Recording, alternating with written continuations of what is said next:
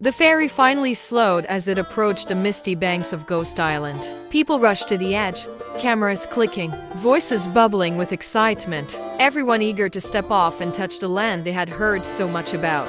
Some pointed at the trees in the distance, others leaned forward, trying to capture the perfect shot. Just then, the instructor walked in, raising his hand to calm the crowd. His voice was firm but measured as he asked everyone to settle down and listen. He reminded them that although the island looked beautiful from where they stood, it was not a place to be careless. There were still parts under restriction, and anyone who strayed could easily get lost or trapped. The tourists grew quiet, their smiles fading just a little as they realized this wasn't just another easy sightseeing trip. When the ferry finally docked, people began filing out in groups, their chatter echoing across the wooden planks of the dock.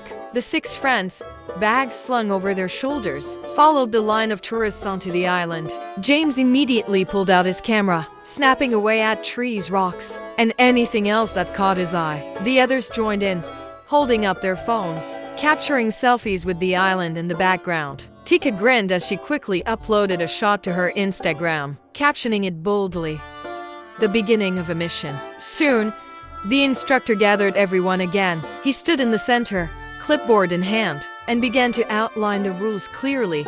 No one was to wander off on their own, and everyone had to stick with the guided trail. To make sure, he had them line up and write their names down on a board register. The tourists complied, some nodding, others glancing curiously at the jungle as if itching to explore. Once the briefing was done, the crowd split naturally. Some followed the instructor deeper into the safer parts of the island to explore, while others stayed behind. Families began setting up picnic tents and umbrellas, opening cokes and snacks, ready to enjoy the sunny edge of the shore. For the friends, this was the perfect distraction. With everyone busy, they gathered close, whispering their plan. They scanned the area for the 2 other kids, who had promised to join them on the adventure, but they were nowhere in sight. Time was slipping, and it didn't seem like those 2 would show up. The 4 exchanged quick glances, silently agreeing. Without wasting another moment, they made their move, careful not to draw attention. They crossed over the faded yellow line that once marked the restricted boundary of the island. The paint was cracked and broken, a clear reminder of the days the place was banned. Heartbeats quickened,